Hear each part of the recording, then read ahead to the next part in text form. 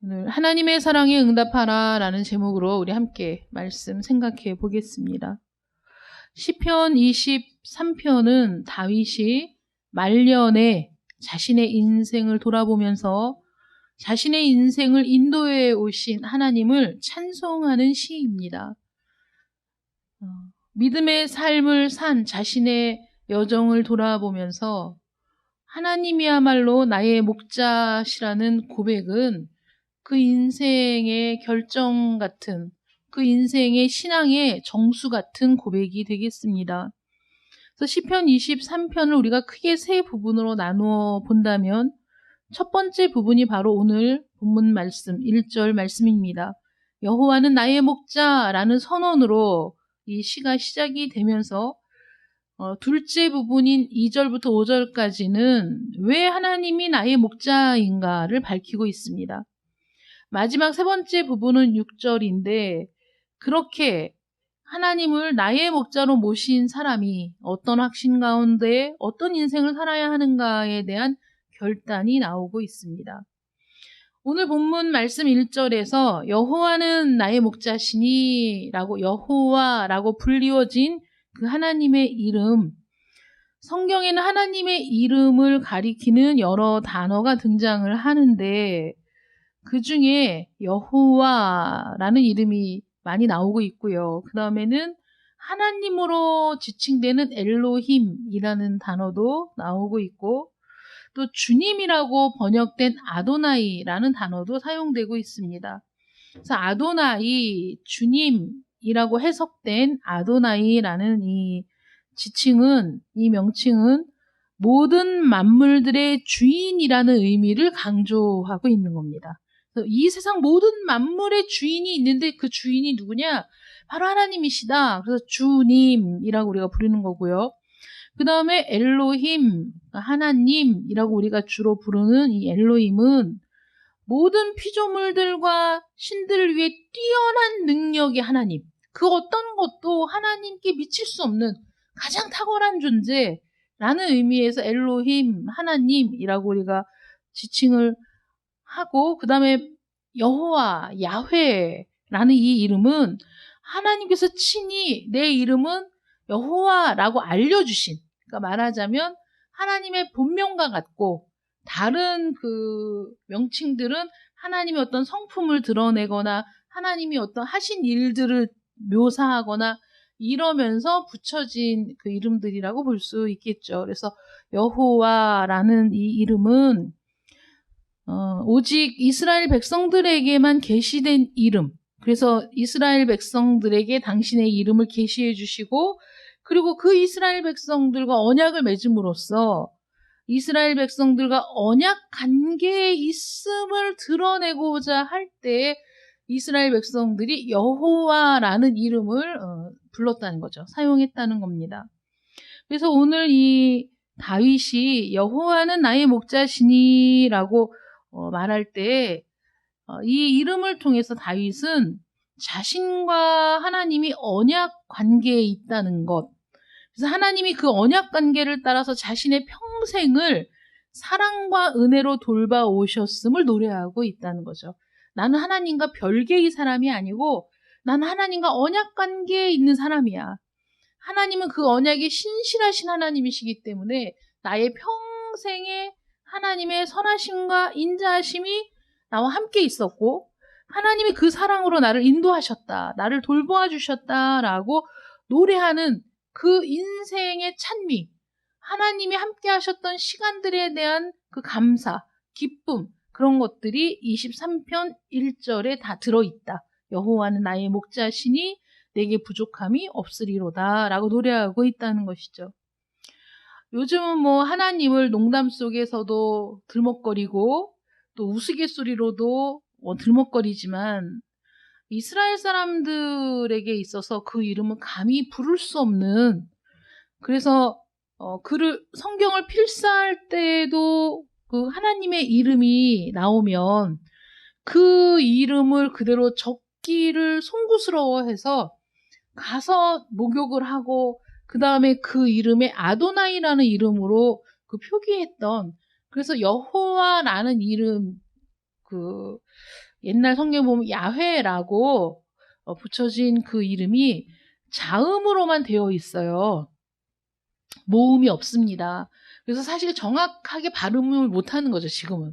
하나님은 분명히 이스라엘 백성들에게 당신의 이름을 말씀해 주셨는데 그 이름에 대한 정확한 발음을 할 수 없는, 왜냐하면 너무 그 이름이 거룩해서 그 이름을 기록하지 않고 입으로 차마 부르지 않고 그렇게 기록해왔던 시간들이 오래 지나다 보니까 그래서 단지 그렇게 불려졌을 것이다 라고 유추한 그런 거죠. 그러니까 우리는 이제 정확히 모르지만은 우리는 그 이름을 가르쳐 주셨던 하나님, 그래서 그 이름일 것이라고 우리가 유추하고 그 이름을 이제 우리가 지금 부르고 있는 겁니다.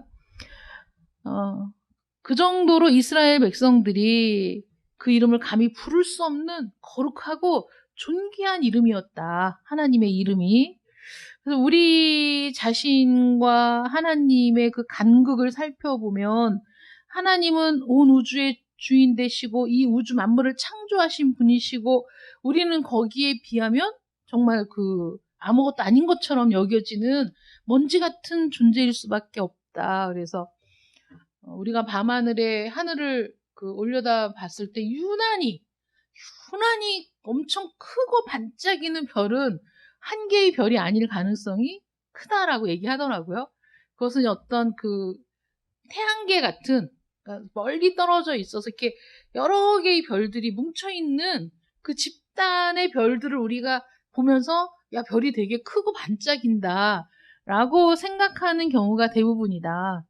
이렇게 얘기하듯이 또 우리가 속해 있는 이 그 은하계라는 이 그 공간도 사실 전체 우주에 비하면 정말 그 굉장히 작은 부분에 속하고 그 은하계 안에 이 태양을 중심으로 그 모여 있는 우리 이 지구가 속해 있는 여기는 뭐 더 말할 것도 없이 더 작고 이렇게 그 광활한 우주에서부터 시작해서 우리 자신에게 오기까지 생각하다 보면 야, 정말 한 점과 같고 먼지와 같은 그런 존재라는 생각이 들고 정말 지금도 여전히 우리의 그 지혜와 지식으로는 다 담을 수 없는 광활한 그 우주의 신비를 생각하면 하나님의 지식과 하나님의 그 능력이 어떠한지를 우리가 감히 상상할 수 없는 그 하나님과 우리 사이의 그 놀라운 간극, 그런 것들을 생각하면서 하나님이 얼마나 위대하신 분인가, 얼마나 놀라우신 분인가를 우리가 추측해 볼 수 있다는 것이죠.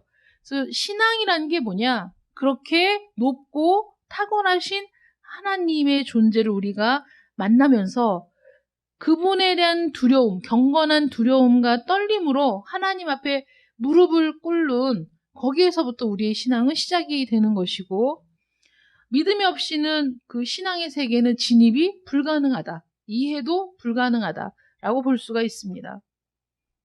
그래서 그 하나님의 이름을 부르면서 다윗은 이제 그 까마득한 간극을 뛰어넘어 하나님과 1대1로 대면하고 대화하는, 그래서 그 하나님과 교제하는 그 기쁨을 누리는 자로서의 자기 자신, 그리고 그 교제를 가능하게 하신 하나님의 은혜, 여기에 집중하면서 그 하나님이 바로 나의 목자가 되신다는 사실에 기뻐하고 감격하면서 이 시를 지금 시편을 통해 찬양하고 있다라는 것이죠.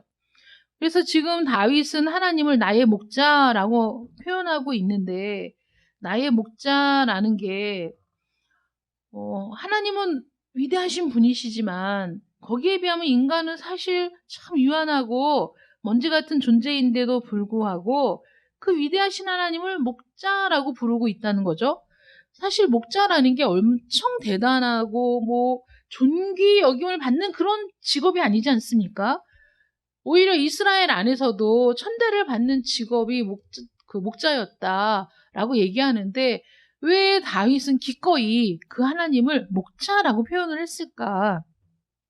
그렇다면 하나님은 나의 목자라는 그 고백에는 나는 양 같은 존재라고 지금 고백하고 있는 거거든요. 나는 양과 같은 존재이고 하나님은 목자와 같은 존재라고 지금 그 빗대서 하나님을 목자로 상징하고 우리를 양으로 상징하는 그런 모습을 바라보면서 왜 그 성경은 또 많은 부분에서 그 하나님의 백성을 또는 뭐 폭넓게는 모든 인류를 양이라고 표현을 했을까? 모든 짐승들 중에서 모든 짐승들은 가만히 살펴보면 자신을 방어할 수 있는 기제를 다 하나씩은 가지고 있다는 거죠. 그래서 뭐 날카로운 이빨이 있어서 상대를 공격하거나 아니면은 또 뭐 발톱이 막 무시무시해가지고 발톱으로 그 자기 자신을 보호하고 상대를 공격하거나 아니면 뭐 빨리 달릴 수 있다든가 뭐 그 높이 뛰어오를 수 있다든가 심지어는 자기 자신의 몸 색깔을 바꾸어서 자신을 보호한다든가 라는 보호 기제를 다 가지고 있는데 양은 자신을 보호할 수 있는 것이 하나도 없다. 그래서 양은 단순히 풀을 씹기 좋은 구강 구조를 갖고 있어서 다른 그 동물을 공격할 이빨이 없고 그리고 그 뿔이 있지만 그 뿔로 다른 공격들을 받아서 공격하는 그런 용도가 아닌 그런 뿔을 가지고 있고 눈도 나쁘고 양들이 그 한 번에 볼 수 있는 시야각이 되게 넓답니다. 그런데 안 보이는 부분이 있다면 자기 발. 그러니까 한 번에 전체를 볼 수 있는 시야각은 있는데 그 깊이, 뭐 넓이 이런 걸 구분을 못 한대요. 그래서 구덩이에 잘 빠진답니다. 보이긴 보이지만 그걸로 자기를 보호하지 못하고 구덩이에도 잘 빠지고 그래서 양들이 그늘을 싫어한대요. 그 위험을 피할 수가 없기 때문에 그래서 그늘을 피해 있고 또 이렇게 들판에서도 이렇게 높은 데 올라가 있고 하는 이유가 그나마 그 자기를 어떻게든지 보호하려는 본능적인 움직임이 그렇다 이렇게 얘기를 하더라고요. 그리고 물을 무서워해가지고 아무리 목이 말라도 흐르는 물을 마실 수가 없답니다. 다리가 짧아서 빨리 뛸 수도 없고 이 양들은 그 보호를 받아야만 살 수 있는 그래서 이 양들이 무리를 지어서 살잖아요. 근데 제일 무서워하는 게 무리에서 떨어지는 거랍니다. 그래서 양들은 서로 울음소리로 소통을 하고 그리고 목자의 소리를 듣고 구분하고 목자의 얼굴도 구분을 할 수 있대요. 양들이. 그러니까 지능이 아주 낮은 건 아니지만 홀로 떨어져 있을 때 극심한 공포와 불안을 느껴서 그때는 많이 운답니다. 양들이. 그러니까 그 양들을 지키고 보호하고 때로는 생명을 걸고 그 힘센 그 동물들로부터 구해내는 게 목자이거든요. 광야에서 들판에서 그 양떼들과 함께 하는 게 또 목자입니다. 그래서 이 양들은 목자의 도움과 보호가 없이는 생명을 유지하기가 어렵고 그 무리를 벗어나지 않고 안전함을 느낄 수 없는 상태가 되기 때문에 양들은 항상 목자를 필요로 한다는 거죠. 사람도 마찬가지로 하나님의 돌보심이 필요하고 하나님의 보호가 필요한 존재라는 거예요. 물론 사람이 모든 피조물 중에 가장 으뜸이고 가장 뛰어난 존재인 것은 맞습니다. 그래서 만물 중에 으뜸이 인간이고 만물의 영장이 인간인데 그런 존재이기 때문에 인간들은 행복을 느끼기가 어렵답니다. 동물들은 예를 들어서 길냥이도 그렇게 그 생명의 위협을 받는 일들이 굉장히 많잖아요. 로드킬 당하는 경우도 많고 그래도 뭐 약간의 먹이를 통해 배가 부르면 어디 구석에서 늘어지게 자는 게 고양이죠. 열심히 그루밍하고 늘어지게 차 밑바닥에서도 늘어지게 뒹굴뒹굴 할 수 있는 게 그 동물입니다.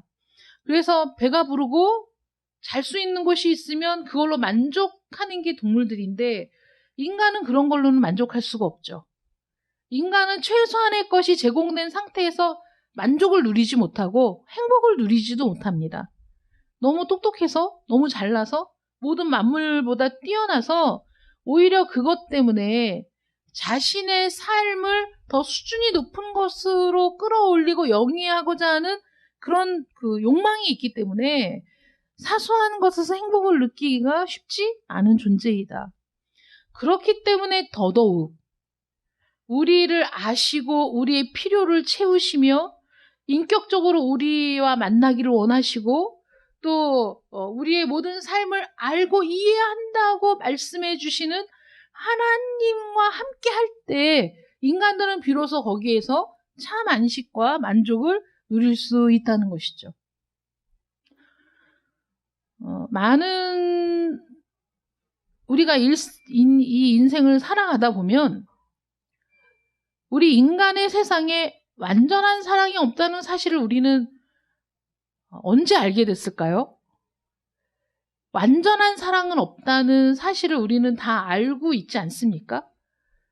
우리가 원 없이 한없이 기댈 수 있고 언제든 그 사랑을 충분히 누릴 수 있는 그러한 완전한 사랑은 누구에게서 공급되는 것일까요?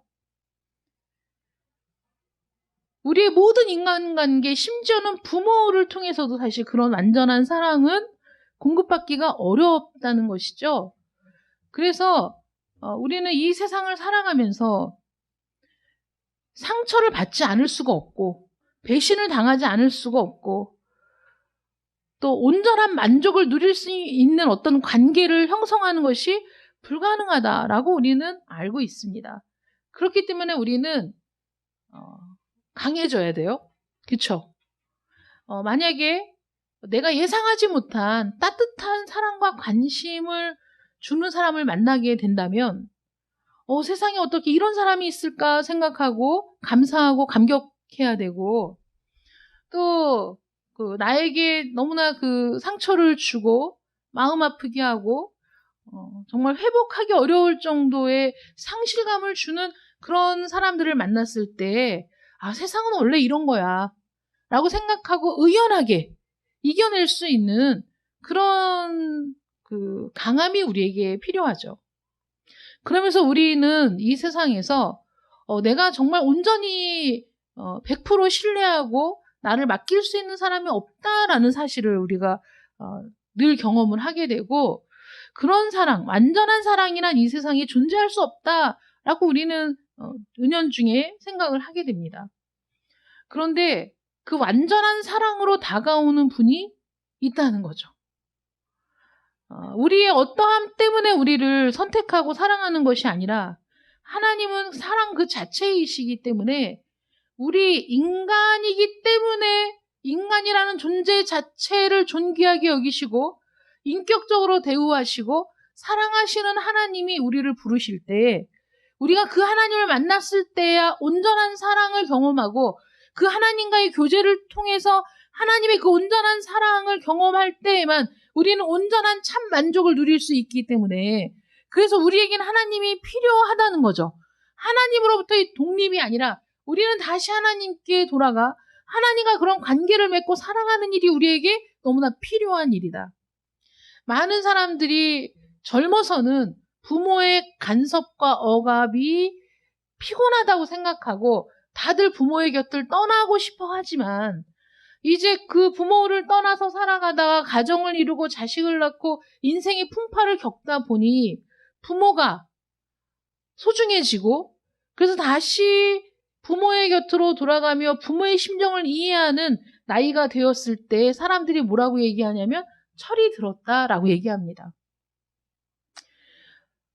성경에서 누가복음에서 나오는 둘째 아들이 아버지의 간섭은 싫고 아버지의 유산을 받아서 내 마음대로 살고 싶다고 나간 게 독립선언이고 그렇게 해서 뛰쳐나가서 세상에서 이리 굴르고 저리 굴르고 하다 보니 자신의 돈을 좋아하는 사람들은 많았지만 자기 자신 자체를 사랑해주는 사람은 없었고 자기 자신이 돈을 가지고 있을 땐 사람들이 붙어 있었으나 자신이 아무것도 갖고 있지 않았을 땐 다 떠나버리는 사람들을 보면서 그제서야 자신을 아무 이유 없이 아무 조건 없이 사랑해 주었던 아버지를 생각하고 그 아버지께 돌아오는 그 과정이 인생의 믿음이 시작되는 시점이고 우리의 신앙의 첫 출발은 하나님이 어떤 분인가를 아는 데서부터 시작한다라고 생각한다면 주일마다 교회를 나와 예배를 드리지만 하나님이 어떤 분인지를 전혀 모르는 사람은 신앙을 갖고 있다고 생각할 수가 없다는 것이죠. 그렇게 돌아오는 과정이 있어야 되는 거예요. 내가 하나님을 떠나 살아보니 그 인생이 허망하더라. 내가 하나님을 떠나 하나님을 모르고 살아왔던 모든 인생이 정말 나에게 있어서는 상처뿐이었더라. 나에게 온전한 사랑을 주는 사람이 없더라. 완전한 사랑을 만날 수 없더라, 이 세상에서. 그런데 내가 하나님을 알고 보니, 하나님을 기억하니, 하나님을 생각하니 그 사랑은 오직 하나님께만 있더라라는 것을 깨닫고 하나님께 돌아와 하나님의 은혜를 붙드는 것, 그것이 신앙이며 그 하나님을 내가 다시 만나고 그 하나님을 어떤 분인지를 깨닫게 되고 나니 자연적으로 그 하나님 앞에 내 삶을 의탁하고 무릎을 꿇고 경외할 수밖에 없더라. 이것이 신앙이라는 것으로 우리가 묘사할 수 있는 것이다. 그래서 우리는 이 양과 마찬가지로 하나님의 돌보심이 필요한 존재라는 사실을 우리가 깨닫게 될 때, 그때 우리가 전적으로 하나님을 의지하게 된다는 것이죠. 어떤 사람이 그 팔레스타인 지역을 여행하는데 그 목자가 양떼를 이끌고 막 지나가는 중이었는데 그 도로를 이렇게 건너가고 있었는데 갑자기 용변이 너무 급해가지고 양들을 거기 멈추게 하고 여기 있어 이렇게 얘기하고 막 가서 그 소변을 보고 이제 온 거예요. 근데 그동안에 그 도로를 지나려고 하는 차들이 온 거죠. 양떼가 이렇게 가로막고 있으니까 막 클락션을 울리고 막 조명 라이트 막 번쩍번쩍 하면서 비키라고 얘기하는데 양들이 꼼짝도 안 하고 서 있더라는 거예요. 그래서 속 터지는 상황인 거죠.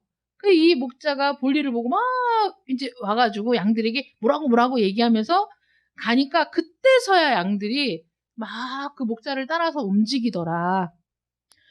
하나님이 우리를 인도하실 때에도 막 클락션 울리고 막 라이트 번쩍번쩍하고 이런 걸로 우리를 움직이시는 것이 아니라 우리에게 말씀하시고 우리가 이해할 수 있도록 하시고 성령을 통해 우리가 감동을 받아서 하나님의 말씀에 설복되어서 하나님의 말씀이 내 안에 들어와 내가 그게 이해가 되고 믿어지고 받아들여지고 그래서 내가 자발적으로 하나님께 굴복하게 되는 일들을 통해서 우리를 그렇게 인도해 나가시는 분이지, 우리를 억압하고 공포심을 조장하고 우리에게 안 하면 안 된다고 협박하며 우리를 몰고 가시는 분이 아니라는 거죠. 우리를 몰아가시는 분이 아니라 우리를 인도하시는 분이다. 그래서 하나님을 우리의 목자라고 표현하고 있다는 거예요. 하나님은 이러한 연약한 인간을 목자와 같이 인격적으로 인도하고 계신다. 그래서 성경에 문지기는 그를 위하여 문을 열고 양은 그의 음성을 듣나니 그가 자기 양의 이름을 각각 불러 인도하여 내느니라. 양은 목자의 음성을 알고 목자는 양들을 알고 이러한 인격적인 관계를 맺으면서 그들을 인도하신다는 거죠. 때로는 푸른 풀밭으로, 때로는 쉴만한 물가로 인도하여 그들을 보호하고 먹이고 입히는 목자와 같이 하나님이 우리를 그렇게 인도하신다. 급할 때는 빨리 인도하시고 여유가 있을 때는 천천히 인도하시지만 어떤 경우에도 막 반협박으로 몰아가는 분이 아니시다라는 겁니다. 그래서 이렇게 인격적으로 우리에게 다가오셔서 우리가 얼마나 소중한 존재인지를 말씀해 주시는 하나님. 그래서 우리가 하나님을 알수록 하나님과 자주 만날수록 하나님이 어떤 분이신지를 깨달을수록 내가 하나님의 뜻대로 살고 싶다. 하나님 말씀대로 순종하고 싶다. 내가 하나님 말씀대로 내 삶을 그렇게 헌신하고 싶다. 라는 마음의 감동을 통해서 우리가 그 삶을 살아갈 수 있도록 변화시켜 가시는 분이 바로 하나님이시다라는 거예요. 그래서 인격적인 관계가 성립하려면 우리는 하나님의 말씀을 듣고 우리의 모든 상황을 말하는 그런 관계가 되어야 한다는 거죠.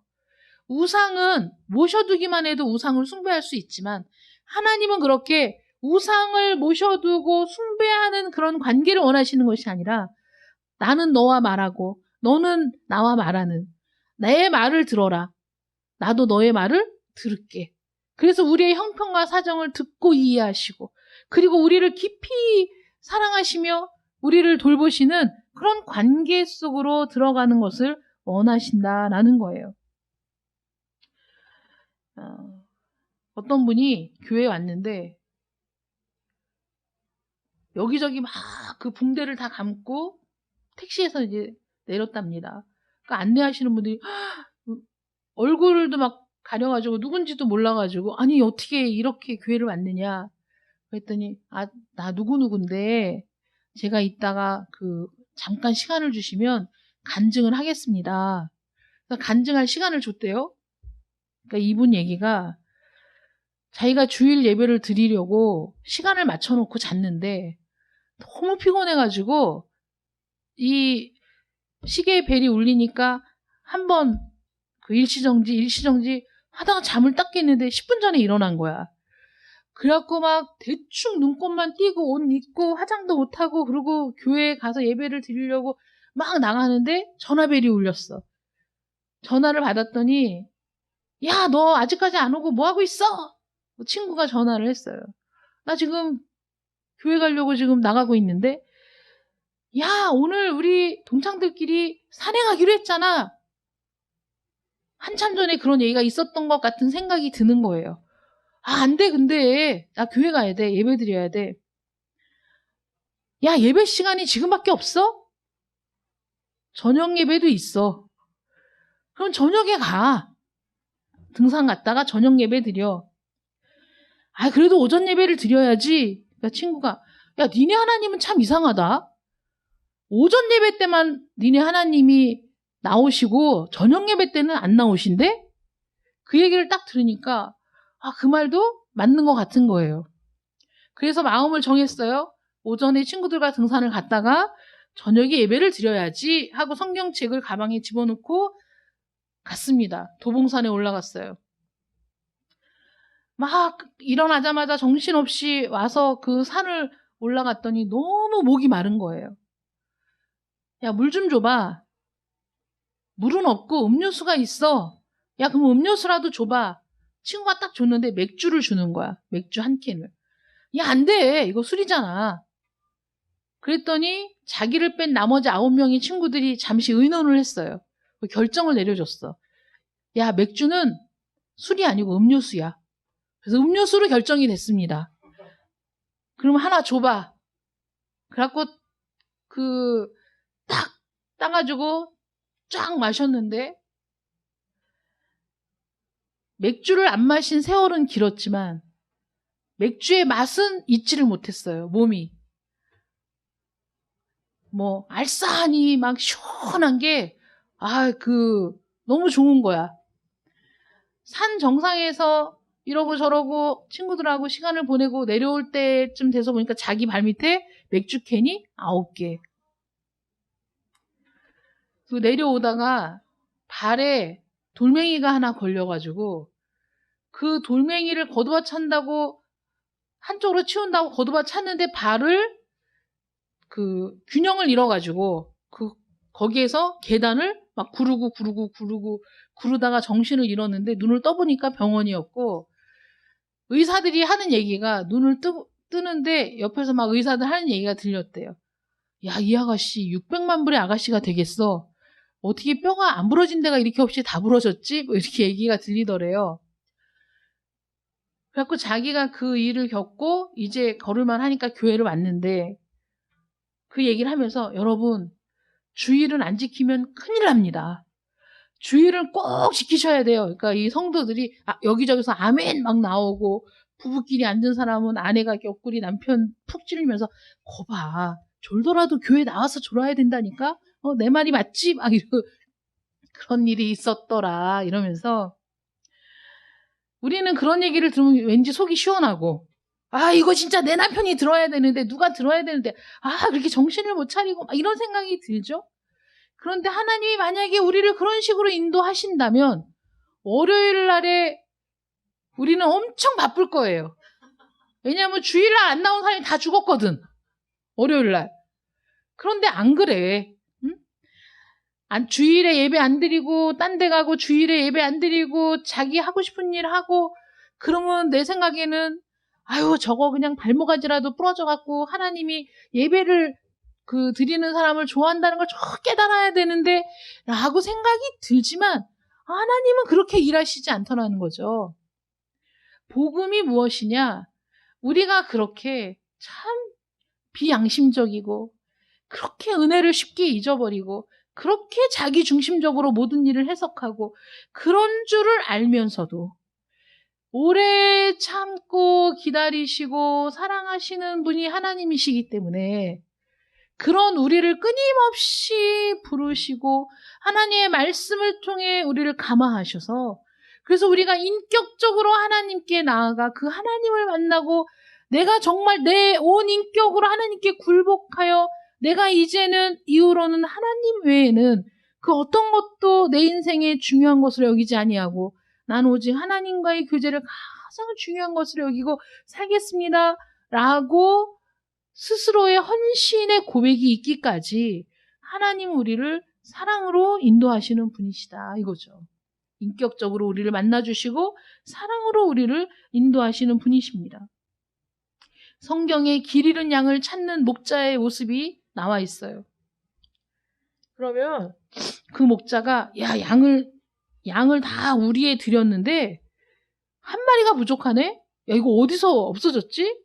야 그 양 한 마리가 팔면 값이 얼마고 그 털을 깎으면 털값이 얼마고 아유 안 되겠다 찾으러 가야지 이런 마음으로 목자가 양을 찾으러 나가느냐? 아니라는 거죠.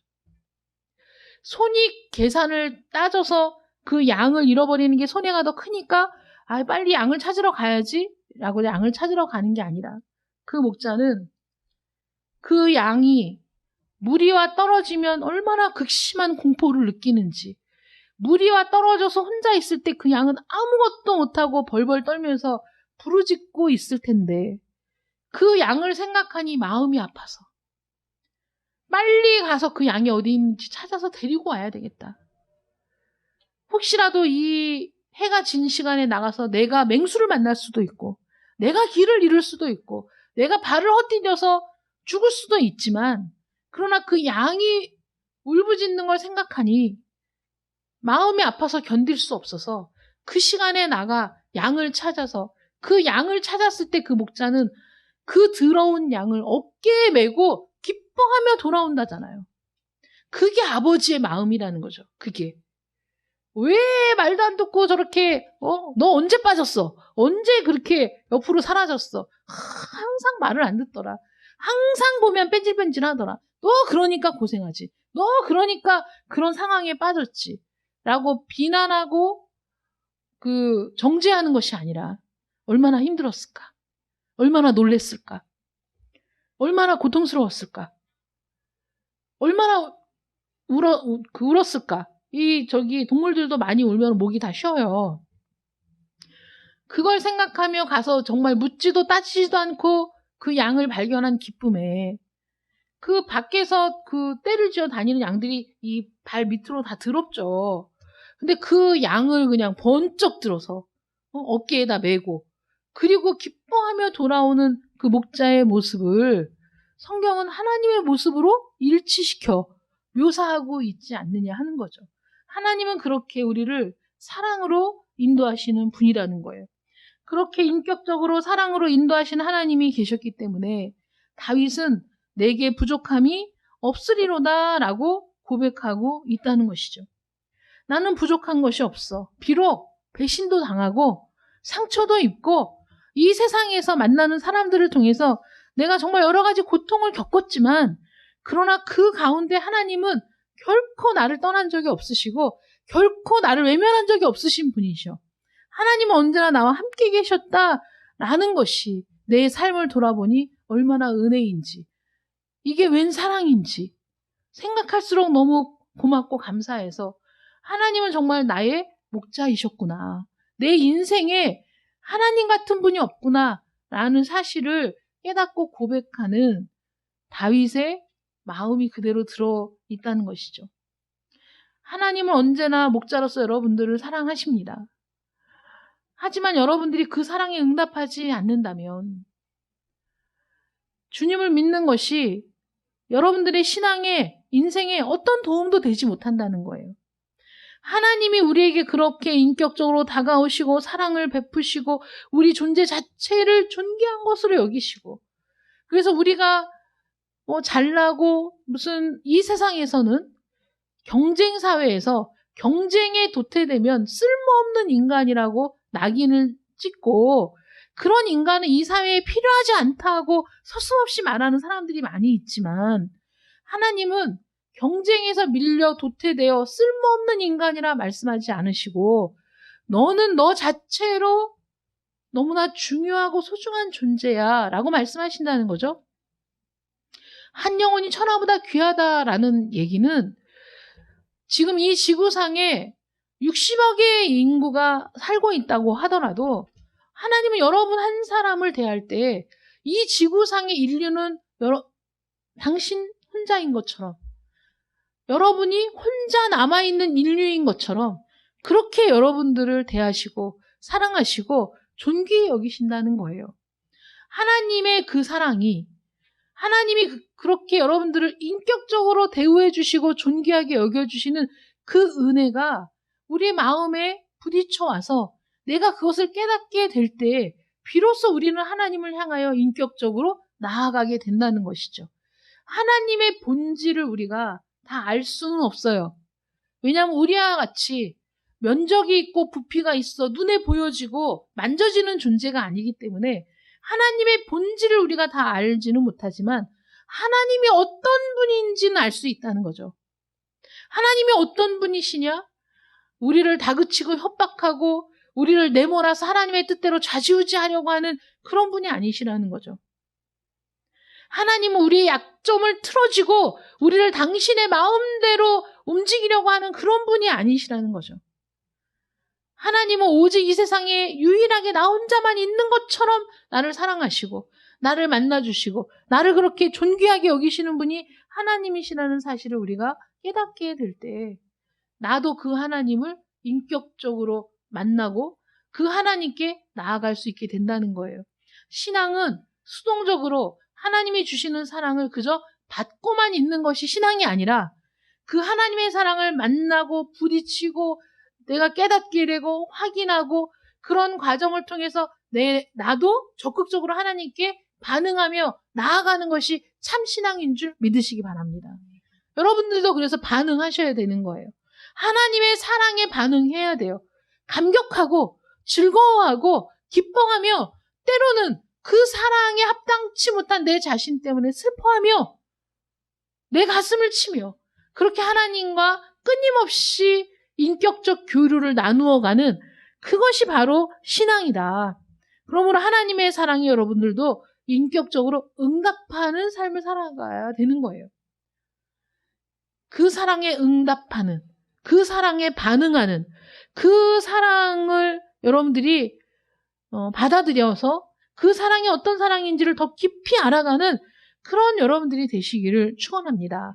그래서 억지로가 아니라 어쩔 수 없어서가 아니라 마지못해서가 아니라 주일이니까 예배를 어거지로 참석하는 것이 아니라 하나님의 사랑에 반응함으로 여러분들이 기쁨과 즐거움으로 하나님께 나아오고 하나님의 말씀을 듣기를 원하고 갈망하고 사모하는 그런 여러분들이 되시기를 축원합니다. 여러분들이 그런 관계에 들어갈 때 그 하나님의 사랑 가운데 머물고 끊임없이 반응할 때 이 험악한 세상을 이길 수 있는 거룩한 힘이, 인격적인 사랑의 힘이 공급되어 여러분들은 평생에 여호와는 나의 목자라는 고백, 여호와가 나의 목자이시기 때문에 내 인생에 내가 부족함이 없었다라는 고백이 나오는 복된 삶이 되시기를 축원합니다. 기도하겠습니다. 사랑의 하나님 감사합니다. 오늘도 우리에게 귀한 시간을 허락하시고 하나님을 예배하며 하나님을 만날 수 있도록 시간 주심을 감사드립니다. 여호와는 나의 목자시니 내게 부족함이 없으리로다.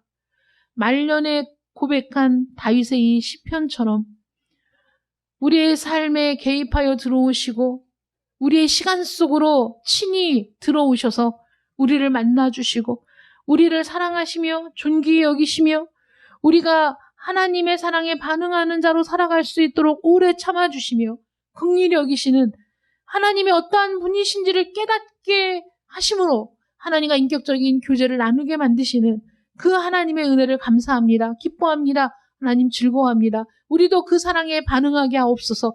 우리도 그 사랑에 반응하여 하나님께 나아가게 하여 주시옵소서. 하나님의 은혜와 사랑의 힘을 의지하여 사랑하는 저희들 되게 하여 주시옵소서. 예수님의 이름으로 기도드립니다. 아멘.